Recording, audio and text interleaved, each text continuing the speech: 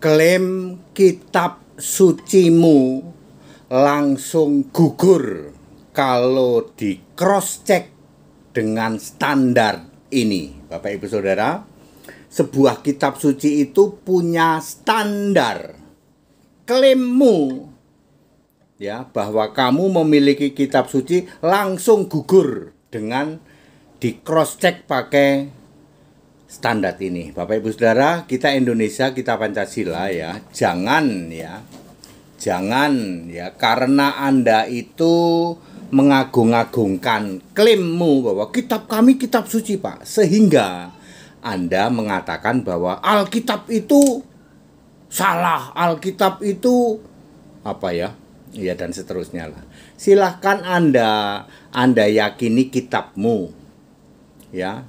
Tetapi jangan pakai embel-embel ya. Alkitab satu-satunya kitab suci kamu hujat, kamu caci maki. Ya, justru saya ingin memberi edukasi kepada kalian. Klaim bahwa punyamu disebut kitab suci akan langsung gugur dengan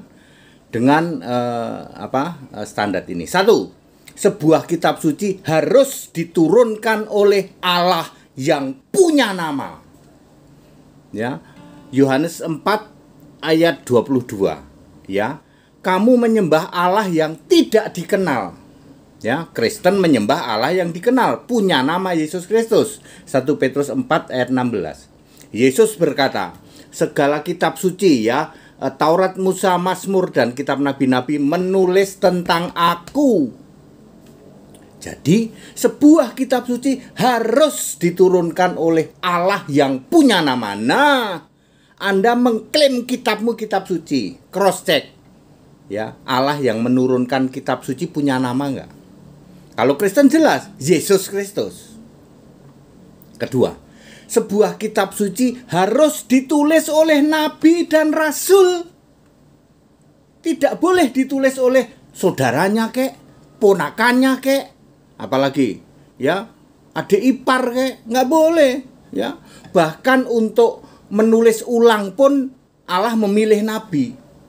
Ya kan kitab itu kan rusak ya, dimakan usia ya.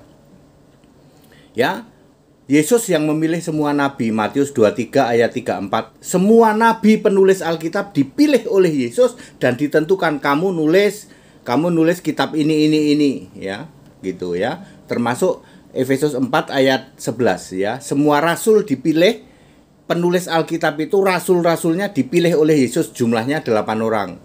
Menulis 27 kitab.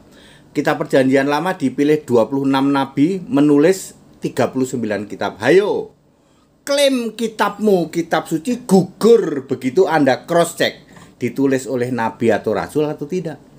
Silahkan Anda agung-agungkan kitabmu, tapi nggak usah pakai embel-embel di belakangnya. Alkitab itu salah, Alkitab itu salah terjemahan, Alkitab itu banyak dan lain sebagainya.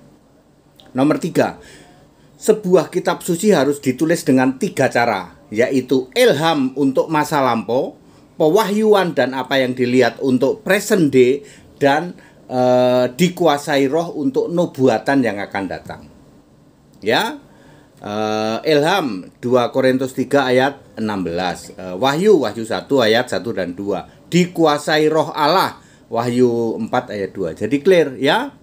Kitabmu begitu apa enggak? Apakah kitabmu ditulis dengan ilham, wahyu dan dikuasai roh? Boro-boro, Pak.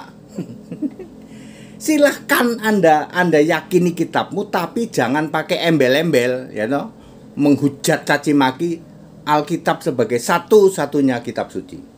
Ya, kita Indonesia, kita Pancasila. Imani saja ya. Imani saja kitabmu. Langsung gugur kalau Anda cross check pakai tiga kriteria tadi ya. Itu kitab suci, enggak kaleng-kaleng, enggak, Pak ya.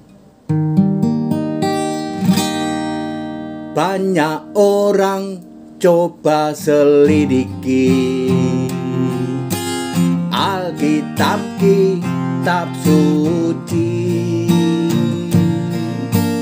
Kamu sangka olehnya bisa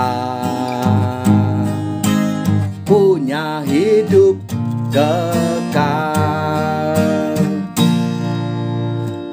banyak orang coba selidiki Alkitab, kitab suci. Kamu sangka olehnya bisa punya hidup kekal. Memang benar adanya sudah tertulis dalam kitab suci tentang Yesus Tuhan Allah Maha Kuasa.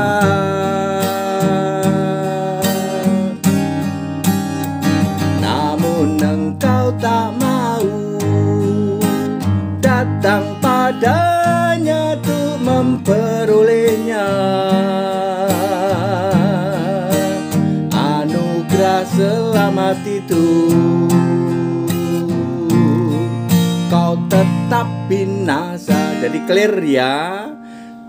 Klaim kitabmu kitab suci akan langsung gugur kalau Anda cross check pakai kriteria yang tadi. Kita Indonesia, kita Pancasila, toleransi harus. Silahkan Anda yakini kitabmu, nggak usah pakai embel-embel jelek-jelekin Alkitab, satu-satunya kitab suci. Yang tidak berani toleransi itu kamu. That's it.